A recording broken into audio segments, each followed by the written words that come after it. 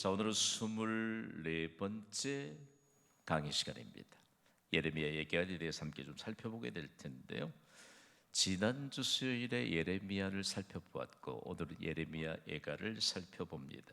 히브리 정경 명칭이 에카, 우리말로 번역하면 에가라고 하는 것으로 히브리 명칭이 그렇게 붙어 있는데 70인역부터 예레미야 예가라고 하는 이런 명칭이 붙기 시작했습니다.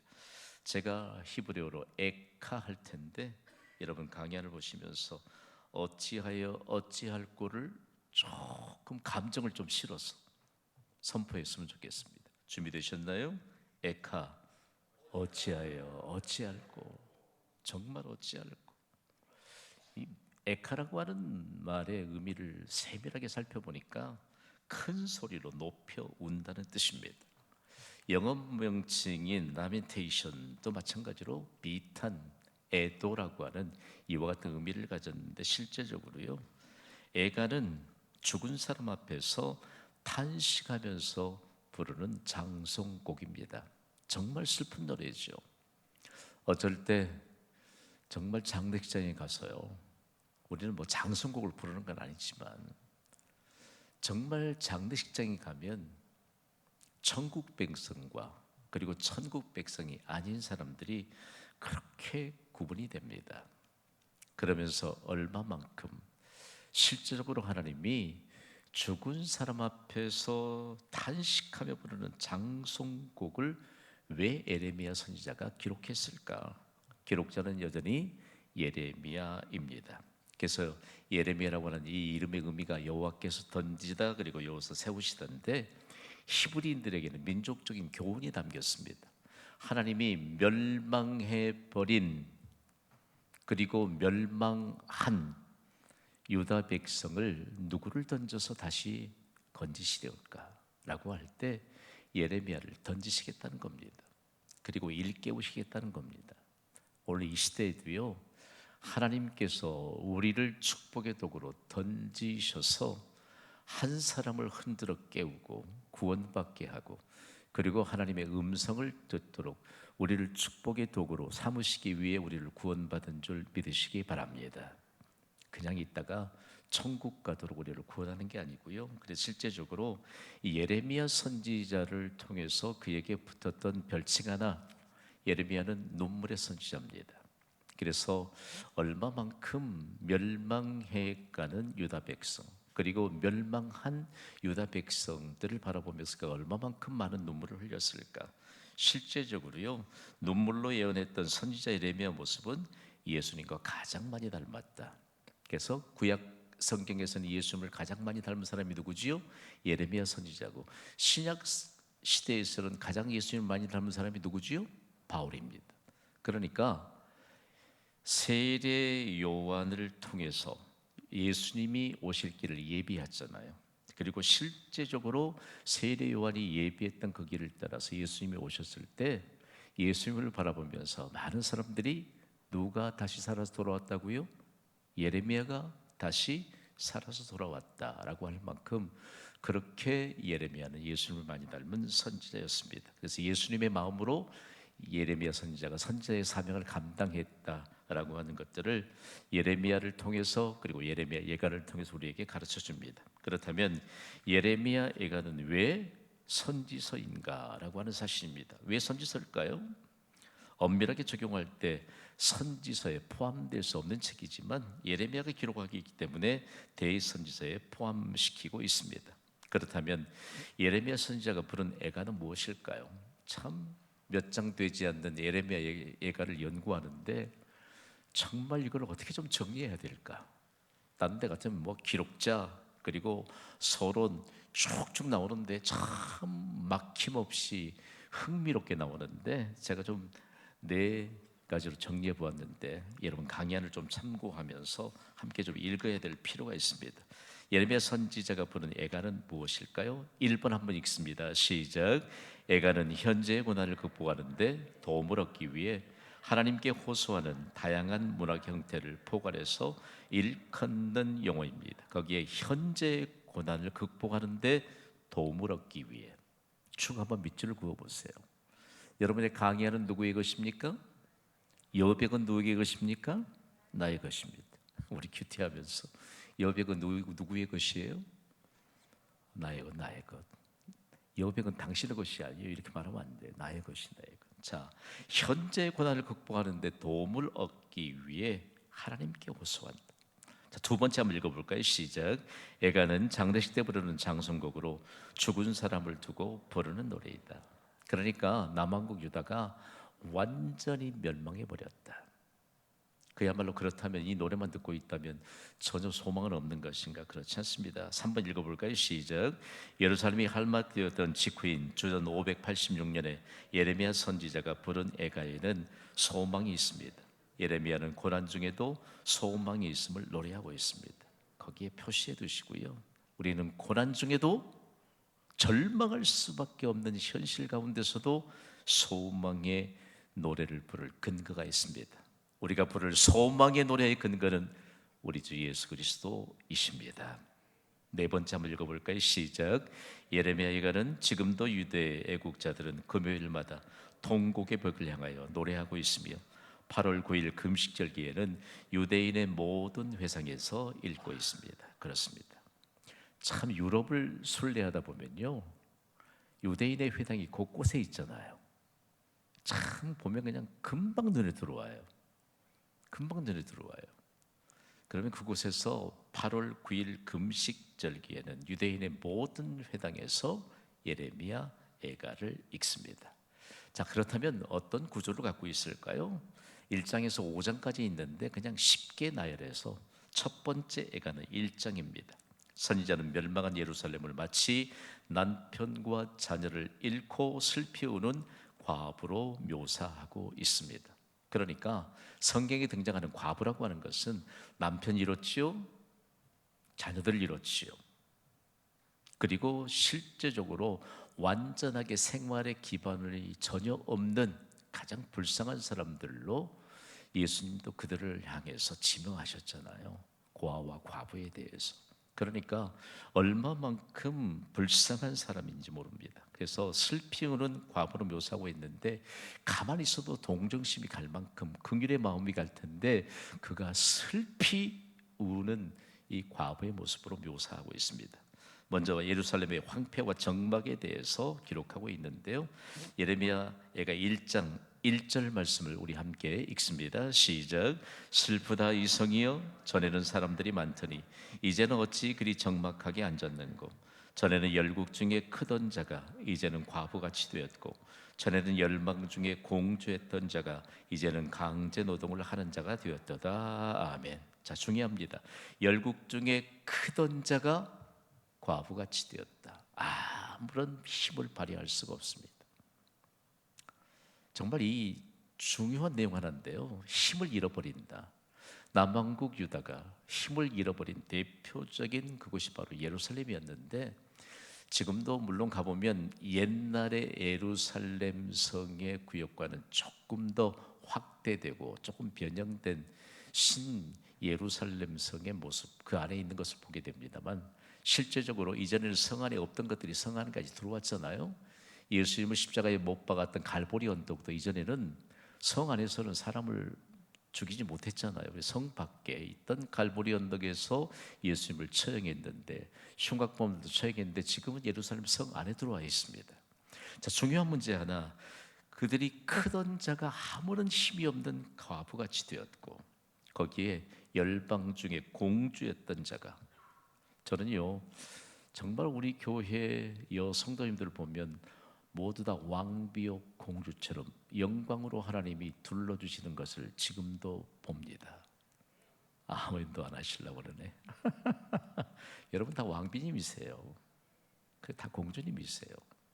중요한 문제 하나인데, 이 공주라고 할 때요, 실제적으로 우리나라 안에 우리가 조선시대를 살지 않았기 때문에 공주가 어떤 모습을 하고 있는지 잘 모르잖아요. 그렇죠? 지금도 왕국이 있는 그런 어떤 여기 대해서 실제적으로 왕이 있는 나라들에 가보면 그 뚜렷한 모습들을 좀 볼 수 있는데, 실제적으로 하나님이 얼마만큼 존귀하게 여겼는지 모릅니다. 그럼에도 불구하고 그들이 이제는 강제 노동을 하는 자가 되었다 라고 할 때 얼마나 비참한 모습이 교차되는지 모릅니다. 그렇다면 왜 예루살렘을 멸망하였을까요? 오늘 예레미야 애가 1장 8절은 이렇게 증거합니다. 우리 함께 읽습니다. 시작. 예루살렘이 크게 범죄함으로 조소거리가 되었으니 전에 그에게 영광을 돌리던 모든 사람이 그의 벗었음을 보고 업신여김이 그 이는 탄식하며 물러가는도다. 아멘. 예루살렘이 어떻게 했지요? 크게 범죄했다. 크게. 그리고 조속거리가 되었습니다. 하나님의 영광이 충만했던 예루살렘. 지금도 우리가 순례자들이 되어서 예루살렘 성을 올라가게 될 때요, 예루살렘 성을 향하여 올라가면서 예루살렘 성과 관련된 찬양을 하면 그냥 눈물이 가슴을 적십니다. 그곳에 하나님의 영광이 충만하기 때문입니다. 예루살렘 그 자체가 평화의 도시가 아닙니까? 그래서 우리가 성경적인 배경을 쫙 꿰뚫고 예루살렘 성으로 올라가는 지금도 그 영광이 충만한 것을 우리가 느끼는데, 이제는 바벨론이라고 하는 강대국에 의해서 완전히 짓밟히고, 그래도 실제적으로 얼마만큼 남한국 유다 백성들, 이스라엘 백성들은요 하나님 앞에서 예배하는 인생을 살았기 때문에 외모에서는 가장 뚜렷하게 구별됐고 가장 영광스럽고 정결한 모습이었습니다. 여러분, 지금도 어디에서든지 예배가 있는 사람들의 모습은 뚜렷하게 영광스럽게 구별되는 줄 여러분 믿으시기 바랍니다. 이건 숨길 수가 없어요. 이건 누가 인위적으로 만들어낼 수가 없어서. 그런데 포로로 끌려가니 옷도 제대로 입지 못하고요, 신발도 신지 못하고. 이전에 여러분, 하나님의 백성인 유다 백성들이 어디 신발 안 신고 다녔습니까, 세상에? 그리고 옷도 잘 갖춰 입고 다니고 그랬는데 옷도 제대로 갖춰 입지 못하고, 얼마만큼 그 모습이 참 비참했을까라고 하는 사실들을 보여주고 있습니다. 자, 첫 번째 애가 예레미야 애가 1장만 읽어도요 가슴이 무너지는 것 같아요. 두 번째가는 2장입니다. 예레미야 선지자의 고통을 담고 있는데, 먼저 예레미야 애가 2장 1절 말씀을 우리 함께 읽고 나누겠습니다. 시작. 내 눈이 눈물에 상하며 내 창자가 끊어지며 내 간이 땅에 쏟아졌으니 이는 딸 내 백성이 패망하여 어린 자녀와 젖 먹는 아이들이 성읍 길거리에 기절함이로다. 아멘. 보세요. 하나님의 영광을 찬양하면서 어린 자녀들과 함께 부모들이 손을 잡고 성전을 향해 올라가던 그 영광스러운 모습은 찾아볼 수가 없습니다. 여러분, 그러니까요 우리가 믿음으로 가족이 함께 하나님의 백성으로 인침받는 것 얼마나 중요한지 몰라요. 거기에 정말 에레미야 선지자가 애통해하는데 간이라고 하는 단어가 등장합니다. 간. 여러분의 강의하는도 제가 신어놨습니다만, 간은 가장 무거운 장기를 말합니다. 그리고 가장 중요한 장기를 일컫습니다. 그래서 가장 무겁고 가장 중요한 장기인 간의 부모를 상징합니다. 여러분, 부모님은 가장 중요한 부모분들이시기 때문에 이처럼 내 몸을 공경하라고 할 때 이 중요하게 카베드 혹은 키베드라고 하는 이 히브리 말은요, 그 무거운 장기, 중요한 장기인 간을 얘기하는데 부모님의 그 중요성에 대해서 가르쳐주고 있습니다. 다음으로 간은 정서 또는 기쁨과 용기를 상징하고 있는데, 가장 현대적인 용어로 영어 성경 NIV 버전도 그렇게 번역하고 있습니다. 허트예요, 마음이에요. 그러니까 뭐 간이 찢어진다, 간이 녹는다, 이제는 마음이 찢어진다라고 하는 것과 대해서 동일한 의미를 던져주고 있다는 말씀입니다. 그럼 예레미야 선지자 이처럼 깊은 슬픔에 젖어 있는 것은 무엇 때문일까요? 하나님의 선택된 백성인 유다의 참상 때문입니다. 비참해진 유다 백성들을 바라보면서 이렇게 슬픔에 젖어 있습니다. 여러분, 누구든지 하나님을 떠나면 마음부터 비참해집니다. 여러분을 도전합니다. 우리는 예수 그리스도를 믿는 순간 하나님의 나라, 천국이 내 안에 들어와 있는 줄 믿습니다. 내 안에 하나님 나라가 임하였어요. 예수님이 콧대 높은 바리새인들, 유대의 지도자들을 향해 하나님 나라가 여기 있다 저기 있다 할 것이 아니요 하나님 나라는 너희 안에 있느니라. 그냥 우리는 지금 천국을 경험하고 살고 있는 것이에요. 우리가 얼마나 행복하고 영광스러운 인생을 살아요. 그런데 누구든지 하나님을 떠나면 지옥을 경험하며 사는 것입니다. 믿으시기 바랍니다.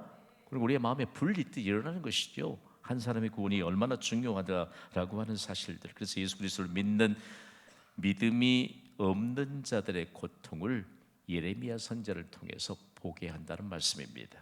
자, 그렇다면 예레미야 선지자가 애통하는 이유가 또 하나 있는데 예레미야가 2장 14절입니다. 우리 함께 읽습니다. 시작.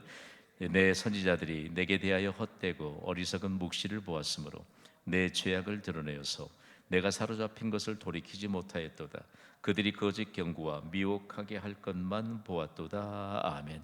하나님이 세우신 선지자들이 바른 묵시를 보았다면 백성이 죄를 드러내어 회개했을 것입니다. 회개만 했다면 강대국의 포로가 되지 않았을 것입니다. 중요한 문제입니다. 여러분, 저도 목회자로 부름을 받아서 이 묵시라고 하는 말은 가장 현대적인 용어로 번역하면 비전입니다. 비전은 하나님이 이루실 일이에요. 반드시 이루실 일입니다. 우리에게 비전이 있다라고 하는 것은요, 우리에게 비전을 주신 것은 하나님이 이루신다는 전제 아래, 그리고 보장 안에 우리가 비전에 대해서 말할 수 있는 것이거든요. 그러면 하나님의 묵시를 볼 수 있다라고 말할 때 하나님의 말씀은 하나님의 감동으로 기록되었습니다. 그러니까 하나님의 감동으로 기록됐다는 것은 실제적으로 하나님의 숨결을 불어넣었다라고 하는 의미이기 때문에 우리가 하나님의 숨결을 느낀다면 하나님의 숨결을 통해서 우리의 영적인 안목이 열립니다. 영안이 열립니다.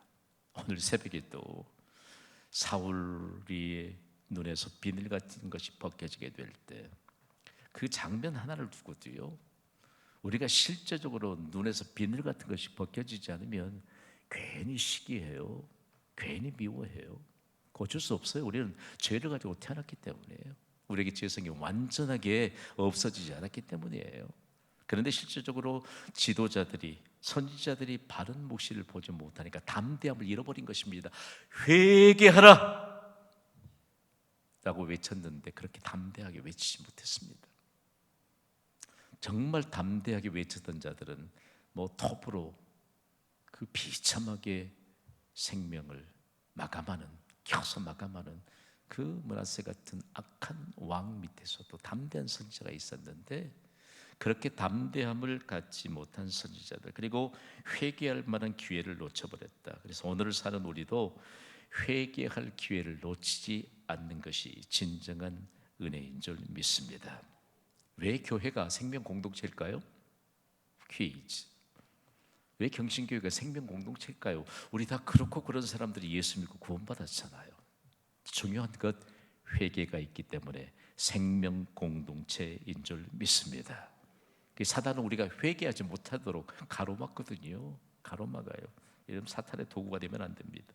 세 번째가 3장을 보면요, 10가지 상징으로 육체적인 고통을 서술하고 있습니다. 제가 예레미야가 3장을 연구하면서 참 그냥 가슴을 얼마나 쓰는지 몰라요. 1번부터 우리 10번까지 계속해서 쉬지 않고 소울톤으로 읽어봅시다. 시작. 어둠, 계속된 구타, 육체적인 쇠함, 포위당한 도시, 영원한 어둠, 감옥, 길이 막히고 평탄하지 않음, 몸의 찢김과 적막함, 궁수의 화살관역, 먹을 수 없는 음식과 음료. 자, 보세요. 그냥 다 쭉 내려와서 10번째 항목을 봅시다. 먹을 수 없는 음식과 음료. 얼마나 비참합니까, 여러분? 구약성경을 읽다 보면 막 가슴이 저며와요. 하나님께서 분명하게 말씀하셨나요? 하나님의 선택된 이스라엘 백성들을 포도원에 심을 때 돌멩이도 다 제거하셨습니다. 그렇지요? 포도나무가 자라는데 방해되는 모든 것 다 제거했습니다. 그리고 거기에 무슨 나무 심었지요?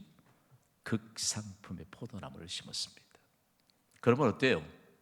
하나님의 말씀을 먹고 하나님 앞에 기도하고 그리고 실제적으로 하나님을 가까이 하면서 극상품의 포도 열매를 맺어야 당연한 거 아닙니까?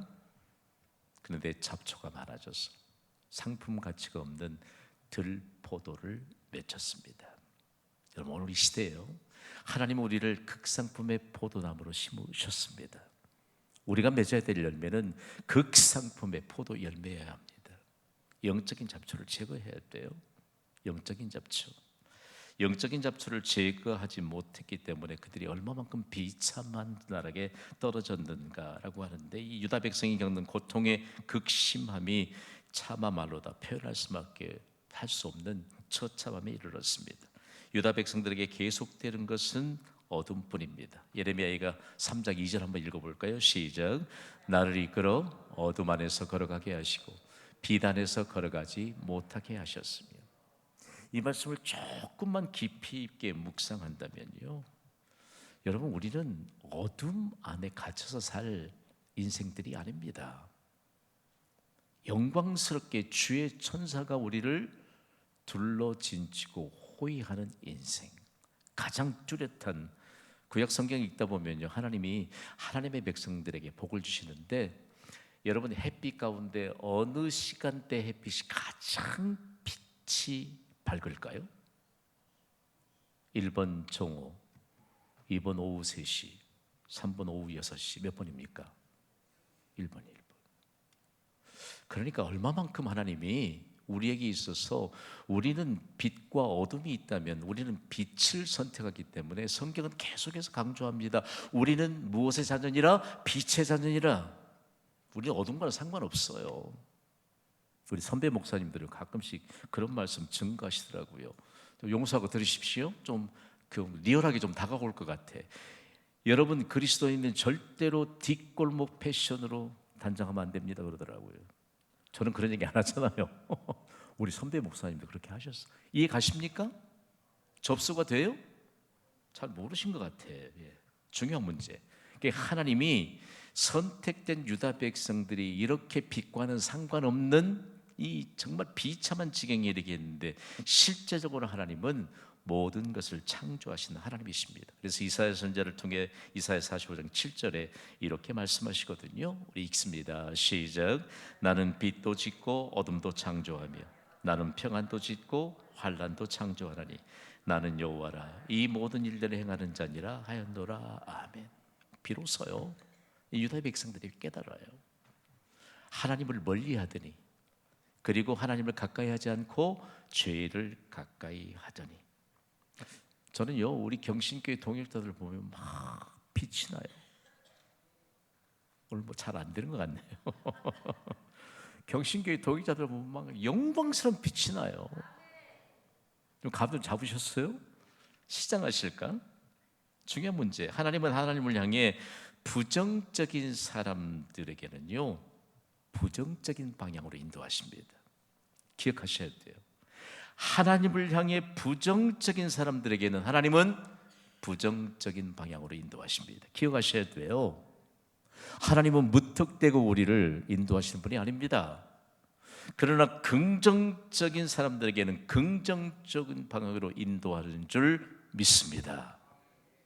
그러니까 이사야 선지자가 선포했던 말씀을 우리가 깊이 연구하다 보면요, 얼마나 많은 내용들을 우리에게 눈뜨게 하는지 모릅니다. 그래서 예레미야 선지자, 이사야 선지자를 통해서만 우리가 봐도 성경은 66권인데 거기에 담겨있는 모든 비밀, 진리들이 얼마만큼 우리를 영화로운 인생으로 나아가게 하는가라고 하는 사실들을 가르쳐줍니다. 우리 인생을 사는 동안 하나님을 향한 긍정의 인생을 삽시다. 당연한 것이죠. 네 번째가는 사장입니다. 이 애가는 탄식의 노래입니다. 탄식의 노래가 죽은 사람 앞에 탄식하 부르는 장성곡일 때인데, 우리는 종종 장례식장에서 탄식하는 사람들을 보게 됩니다. 제일 마음이 아픈 것은 때 늦은 후회가 섞인 울음소리를 듣는 사람. 울음소리를 들을 때 사람들의 마음까지 찢어지듯 아프게 합니다. 자, 거듭 예레미야 선지자가 우리에게 증가하고 있는 내용인데, 예루살렘은 왜 멸망하였는가 거듭 말하고 있습니다. 선지자는 예루살렘의 멸망원에는 지도자들에게 있음을 슬퍼하고 있습니다. 예레미야 4장 13절에 읽습니다. 시작. 그의 선지자들과 제사장들의 죄악들 때문이니 그들이 성읍 안에서 의인들의 피를 흘렸도다. 아멘. 자, 지도자들에게 그 멸망의 원인이 있다. 하나님의 성전이 있던 예루살렘의 멸망은 지도자인 선지자들과 제사장들이었습니다. 사실 하나님의 입으로 부름받은 선지자들은 백성들에게 회개의 메시지를 강력하게 전달하지 않았습니다. 제가 선지자 할 것입니다. 여러분, 하나님의 입이라고 말씀해 주세요. 선지자, 하나님의 입. 이 선지자라고 하는 말에 의미를 담아서 기록한 히브리어 단어가 나비라고 하는 단어입니다.